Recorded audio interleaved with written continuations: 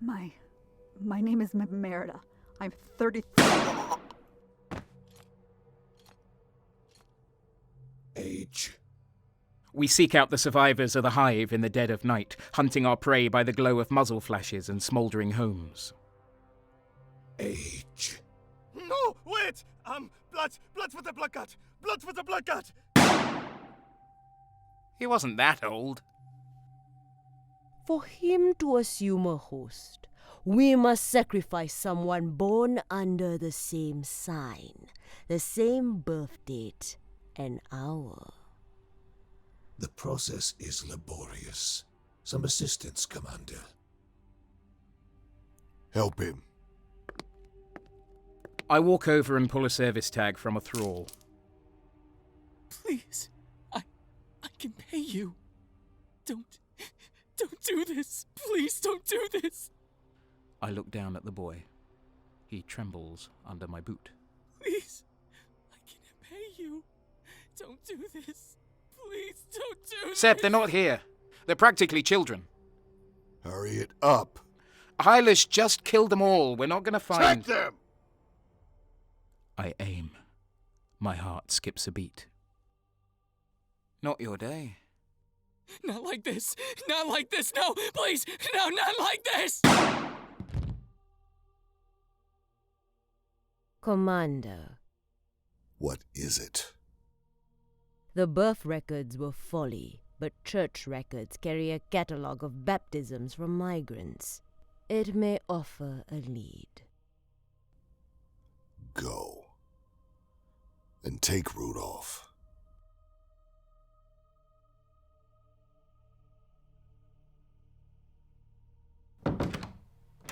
Corpse God, we walk your hallowed halls.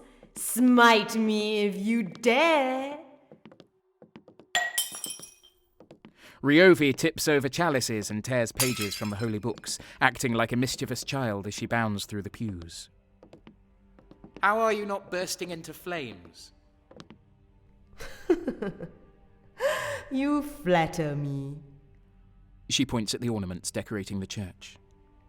The ecclesiarchy. It's an ostentatious presentation of false idols. Doesn't it disgust you? All faith disgusts me. Come, desecrate this place. I have my duties. Talk all you want about duty. When was the last time you felt such savage, cold-like pleasure? Perimeter's secure. Hurry up and let's go. So eager to run away, eager to abandon us again, you lack the stomach for the truth. The stomach for truth. How's this then? I never liked you, Ryovi. I hated the way you snuck around in the shadows with your pithy little riddles. I should have put a gun to your head when you took my brother's ear with your sensational, superstitious slag of a faith. I am nothing if not loyal. When this is over, I'll be in charge. When that happens, no amount of loyalty or black magic will protect you from me. Whatever helps you sleep at night. I look to the front of the church. The head of the Aquila bends and looks at me. Its eyes begin to weep purple cream with a patronizing gaze. He is here, anchored to you. His spirit taints this place. Go ahead, say hello to your brother. An illusion. Must be poisoned incense. Some sort of imperial trap. You need not fear. I'm not afraid. In ancient times, men once trembled at the sound of the wolf. But before that, do you know what he feared? The dark. The witch takes my hand and presses something into it. I look down and see a focusing lens, a flat orb of glass. Good night.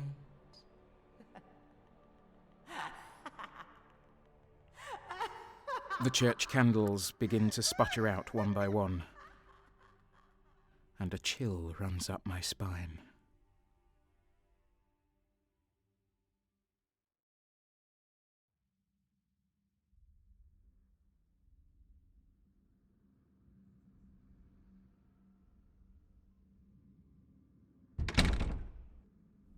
Rudolf, Commander.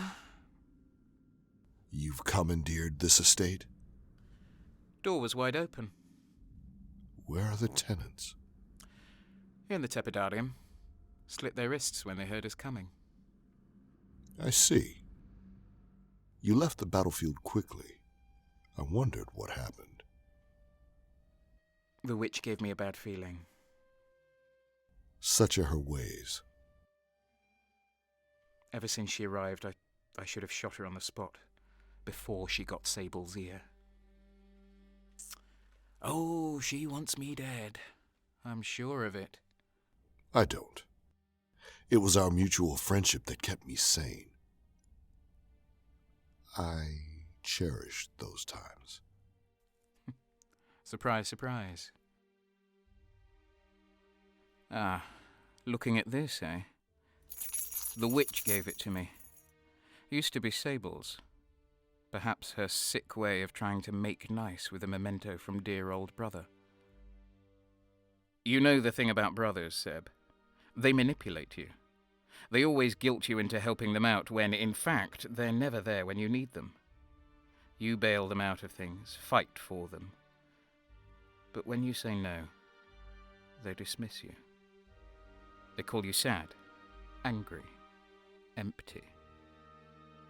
And in the end, they make you do what they want anyway. Not all brothers. He walks to the tepidarium and leans over the tub. He takes the bloody hand of the woman inside and turns it over, running his fingers along her palm. Quietly, his face molds and takes on a feminine smoothness. Sable said that with the lens, you could find the secret meaning in all things. Books, people, their inner beauty. Did he ever let you look through it? Yes. What did you see? His face shifts back to the scarred man I've known. That men like us are like stones. You can polish us, but you'll never hide the cracks underneath. Look through it. Seb, I'm not going to... I reluctantly take the lens and look through it. The proportions of the room bend and twist like a carnival mirror. Reality just a hint askew. Let me tell you a story. It's from the War of Flies, back when famine gnawed away at my homeworld of Laphis.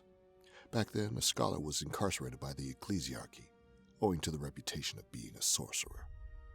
The famine was so severe that the prisoners of the jail had begun to resort to cannibalism. Soon after the scholar's arrival, well, the inmates fell upon the weak old man to fill their stomachs. Through the shine of the lens, I see a ghostly sphere, a mirage. Shortly after, the inmates guilty of his murder began seeing the specter of a monstrous black dog haunting up and down the halls of the prison. I squint to see the details as it floats through the room. This entity killed and consumed those responsible one by one, until the last survivors, driven mad by fear, either killed themselves or broke out of the prison and escaped. And the Black Hound followed. Through the lens, the room twists and bends. I scoff at the idea that this trinket could unearth secrets and mysteries. Superstitious fools. They haven't even the slightest suspicion that I had... The shape flickers in the moonlight, hobbling towards me in the guise of a man. Its eyes burn bright with fire. No. No! Get back! Rudolf, please. Rudolf, help us. Rudolf. No! No! I drop the lens, and it vibrates before vanishing.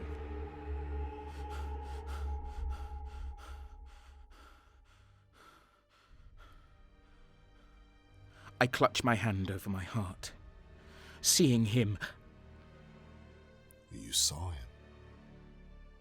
it was him, wasn't it? Oh, it couldn't be. Couldn't be. Sable.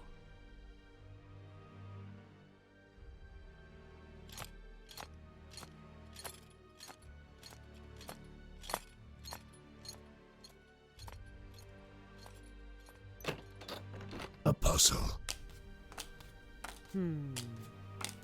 Administrative archives indicate a lead which would match the proposed matrix.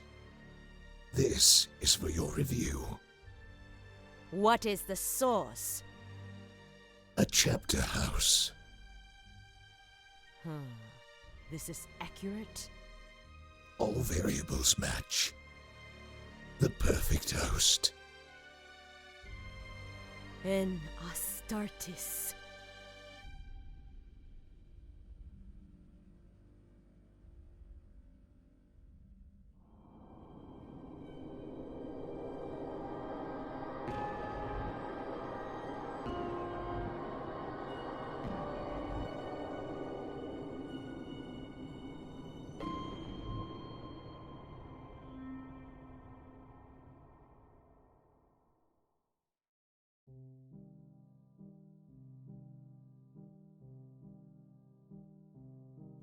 Hi everyone, Colin here.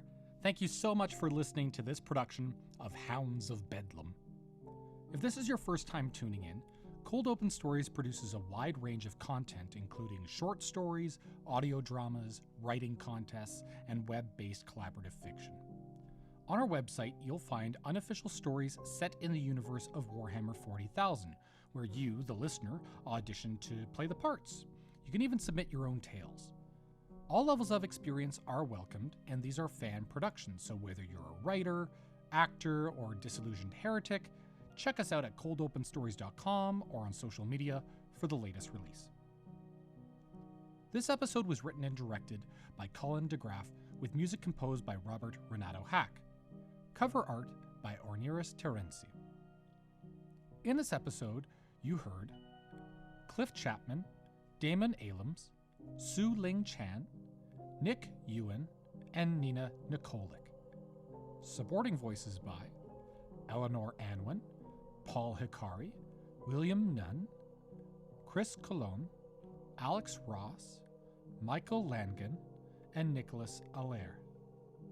Additional voices by Sierra Benning, Shay Shell, Kay Marcus, Natalie Winters, Andre Giles, Michael Holden, Luke Edens, and Brandon Simmons. Now before you go, please consider sharing what we do in your network. It's a great way to build community and share stories worth telling. Without you, none of this is possible. So please, spread the signal, and we look forward to seeing you for our next story.